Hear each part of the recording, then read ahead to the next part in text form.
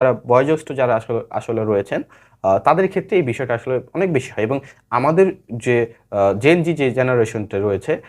আমাদের সাথে কিন্তু এই যে বয়োজ্যেষ্ঠ যাদের বয়স এখন ৬০ বা তারও অধিক বয়স তাদের সাথে কিন্তু আমাদের চিন্তাভাবনা এবং আমাদের যে কথাবার্তা, আমাদের যে আসলে একটা বিষয়কে নিয়ে চিন্তাভাবনা করার যে প্রক্রিয়া বা সেটা কিন্তু আসলে কোনোভাবেই মিলে না। এবং এই যে যারা বয়োজ্যেষ্ঠ যারা রয়েছেন তারা কিন্তু মনে করেন আমাদের যে জেনারেশন আমরা আসলে যে চিন্তাভাবনাটা করছি তাদের কাছে মনে হয় যে আমাদের চিন্তাভাবনাটা ভুল এবং যখন তাদের কাছে এই যে আমাদের যে বিপরীত যে মতামত আসলে তারা যখন আসলে শোনেন, তখন না তারা তাদের এই বয়সের কারণে তারা তাদের যে জেনারেশনের তাদের এবং আমাদের মধ্যে জেনারেশনের যে একটা গ্যাপ, এটার কারণে হয় যে তারা রেগে যান, তারা হতাশ হয়ে যান, তারা অস্থির হয়ে পড়েন। এবং যেটা কিন্তু আমরা যে রাজনৈতিক বিভিন্ন